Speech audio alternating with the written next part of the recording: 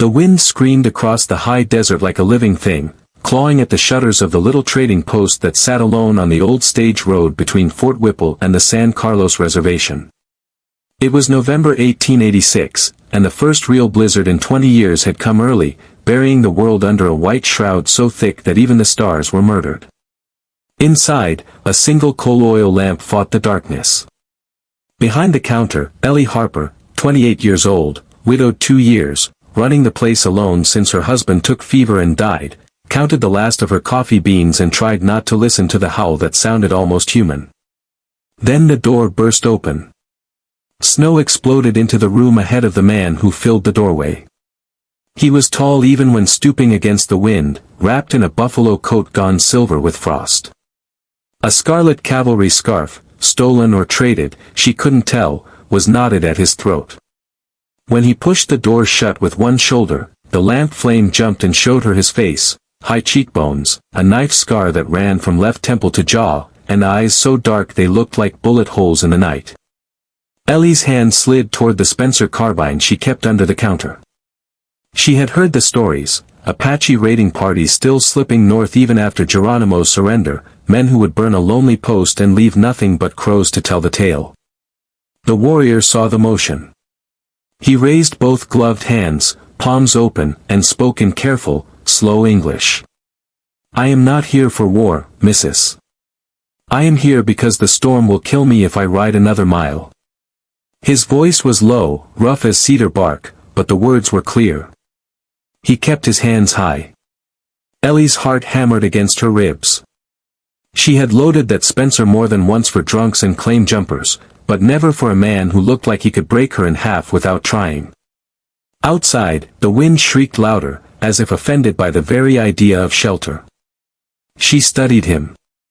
His lips were cracked and bleeding. Frost clung to his eyelashes. The buffalo coat was army issue, she recognized the quartermaster stamp, which meant he had either killed a soldier for it or traded fairly. With Apaches, you never knew until it was too late. He swayed. Just once. Then caught himself on the doorframe. Ellie made her choice the way a person steps off a cliff, quickly, before fear could pull her back. "Close the door," she said. "You're letting the heat out." He shut it. The sudden quiet felt enormous. She pointed to the bench by the stove. "Sit before you fall down. I'll heat coffee." The warrior hesitated, pride warring with exhaustion, then crossed the room in 3 long strides and dropped onto the bench like a pine tree cut at the roots. He did not remove the coat. His hands, when they came into the lamplight, were trembling. Ellie poured coffee into a tin cup thick as a horseshoe. She set it on the stove to warm, then, because silence felt too sharp, spoke to the pot instead of to him. "Name's Ellie Harper. This is my place. You hurt, you bleed on the floor, you clean it up. You steal, I shoot you. Otherwise, storm passes, you ride on. We clear." He gave a short nod. "Clear." She turned with the cup. "What do they call you when they're not cursing you?" A faint twitch at the corner of his mouth, almost a smile. "Taza. My mother named me for the thunder that follows lightning." "Taza," she repeated, tasting the word. "Drink." He wrapped both hands around the cup as though it were the first warm thing he had touched in years. When he lifted it to his lips, she saw the raw, red burns across his knuckles, rope burns, fresh. Ellie's stomach tightened. She had seen marks like that on men dragged behind horses by vigilantes who didn't care whether a man was Chiricahua, White Mountain, or just unlucky enough to wear braids. She said nothing. Not yet. Instead she dragged the big kettle onto the stove, filled it with snow from the bucket by the door, and started heating water. If he was going to drop from cold, she'd at least have warm water to wash blood or worse. Taza watched her with the stillness of a wolf deciding whether the campfire is friend or trap. After a while he spoke again, softer. "I have a horse. Tied out back. He will die if he stands much longer." Ellie glanced at the back door. The lean-to stable held only 2 stalls, one empty since her own mule had foundered last spring. She sighed. Bring him in. Rub him down. There's mash in the bin and a blanket on the peg. Gratitude flashed across his face so raw it hurt to see. He stood too fast, swayed again, caught the back of the bench. Ellie pretended not to notice.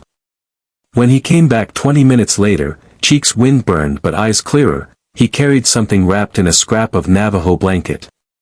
He laid it on the counter like an offering. Inside was a small sack of parched corn and a twist of dried venison. For the coffee, he said. Ellie almost laughed.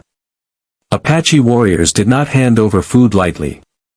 She took the venison, cut 2 thick slices, laid them in the warming pan with a knob of precious bacon grease. The smell filled the room like mercy. They ate in silence, sitting on opposite sides of the stove, the storm trying to tear the roof off above them. Only when the plates were clean did Ellie ask the question that had been burning her tongue.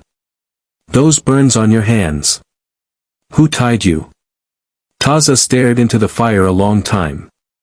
Men from the town 20 miles west. They caught me hunting deer on what they call their range. Said Apaches have no right to eat. Tied me to a wagon wheel. Planned to drag me at dawn. His voice never rose, but the words landed like stones in deep water. Storm came early. Cut me loose to save their own skins. I took a horse and rode east. Ellie felt the old rage rise, rage at the cruelty men do when they think no one is watching. She had seen the bodies left along the roads, Apache, Mexican, white, didn't matter. Hate was a wildfire that burned everything. She looked at Taza's hands again. The skin was split and weeping. Without asking, she fetched the crock of salve her husband had made from bear grease and yarrow. She set it on the table between them. He didn't move. Ellie opened the crock, scooped a fingerful, reached for his right hand. Taza let her take it. His hand engulfed hers, rough and hot with fever beneath the cold. She worked the salve in gently, around the torn places, careful not to hurt him more. His breathing changed, just slightly. When she finished both hands and wrapped them in clean cloth, he spoke so quietly she almost missed it. No one has touched me without hate in 7 years. Ellie's eyes stung. She busied herself banking the stove so he wouldn't see. Later, when the lamp burned low and the storm still raged, she spread blankets on the floor near the stove for herself and pointed to the narrow cot in the corner. You take the cot. You're too tall for the floor. He started to protest. That's the rule, she said firmly. My house. Taza looked at her for a long moment, something unreadable moving behind his eyes. Then he inclined his head, the smallest bow she had ever seen. He lay down fully dressed, boots included, one hand resting on the knife at his belt. Trust only went so far. Ellie blew out the lamp. In the dark, just before sleep took her, she heard him whisper toward the ceiling. Stay tonight. I promise I'll behave. The words hung in the air like smoke. Ellie's heart gave one hard thump. She answered before she could think better of it. You know what I want. Silence. Then, so low only the stove heard, I think I am beginning to. Morning never came. The storm sealed the windows with ice and turned day into a gray half-light that felt like the end of the world. Wind found every crack, slipping cold fingers under doors and around collars. Ellie woke stiff and cold on the floor. The cot was empty. For one terrifying heartbeat she thought he had gone, taken the horse, the rifle, maybe her life. Then she smelled coffee. Taza stood at the stove in his socks, stirring a pot with the wooden spoon she had carved herself the first winter alone. His braids were loose, black hair falling to his waist like a horse's tail. The red scarf lay folded on the table, someone had washed it in the night, it was still damp. He glanced over his shoulder. You snore, he said gravely. Ellie sat up, clutching the blanket to her chest, cheeks burning. I do not. Like a bear with a cold. She threw a sock at him. He caught it one-handed without looking. They drank coffee thick enough to float a horseshoe and ate the last of the cornbread Ellie had been saving for Christmas. Outside, the world was nothing but white violence. Taza went out 3 times to check the horse, coming back each time rimed with ice, refusing to let Ellie help. Apache men, she learned, had stubbornness baked into their bones. Between storms they talked, careful at first, like circling dogs. He told her about the reservation at San Carlos, the alkali dust that killed the corn, the agent who sold the beef rations and gave them flour full of weevils, the children who died of coughing sickness because the medicine man had been taken away in chains. She told him about Virginia City and the claim that never paid, about Tom Harper who coughed blood for a year and died owing the company store, about standing over his grave promising she would not let the desert take everything. At some point the talk turned to the burns on his wrists. Ellie fetched clean bandages and more salve. This time he did not wait for her to reach, he held out his hands like a child. As she worked, he watched her face. "You are not afraid of me anymore," he said. It was not a question. "I was never afraid of you," she lied.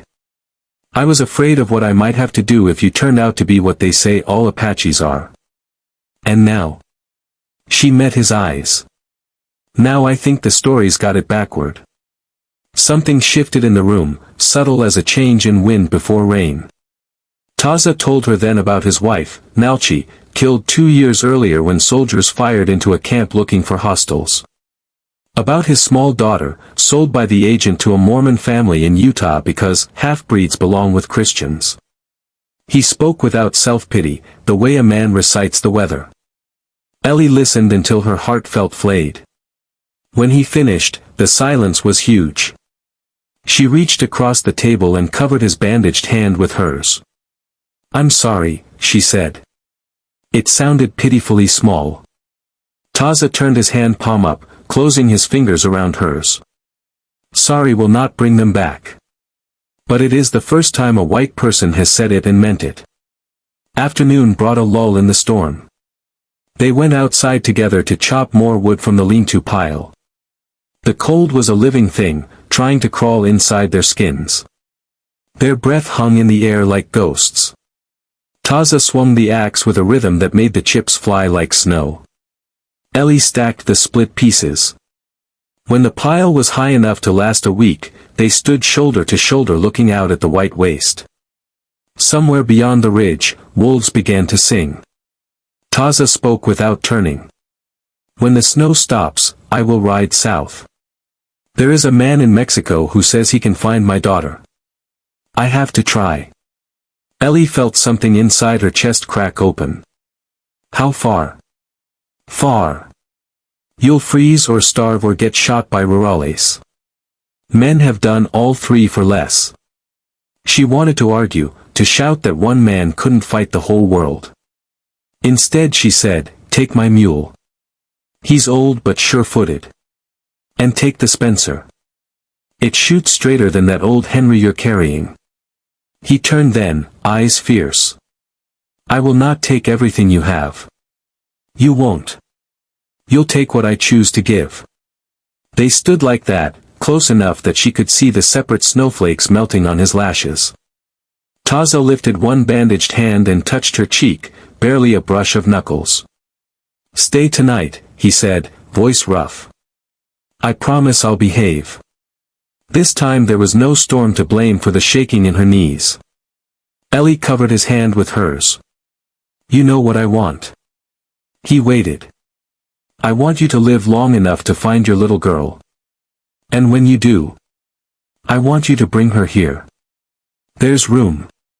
There's always room." For the first time since he had walked through her door, Taza looked almost afraid. "You would take an Apache child?" "I would take your child." Night fell again, darker, deeper, because the snow reflected no starlight. They sat by the stove sharing the last of the venison, passing a single cup of coffee back and forth because there was only one left unbroken. Taza told stories then, old ones about Coyote and the stars, about the mountain spirits who wear turquoise and dance when no one is watching. Ellie told him about her mother's quilt on the cot, about how Tom used to sing Shenandoah off-key while shoeing horses. Laughter came, surprising them both. Later, when the fire burned low and the blankets were warm, Ellie stood up and crossed the small space between them. She took the red scarf from the table, still damp, and tied it gently around Taza's neck. "For luck," she said. His hands came up to cover hers. He bowed his head until his forehead rested against hers. Outside, the wind finally began to die. Dawn came pale and blinding, the snow so bright it hurt the eyes. The storm had spent itself some time before sunrise. The world lay hushed and new, every saguaro wearing a mantle of white like a penitent. Ellie and Taza worked side by side readying for the journey. She packed jerky, coffee, the last of the cornmeal into saddlebags. She filled a canteen from the kettle and wrapped it in a wool sock so it would not freeze. The Spencer went into the scabbard on the mule, the old Henry stayed with her. They both knew the desert still held men who would kill an Apache on sight. When everything was ready, they stood in the doorway.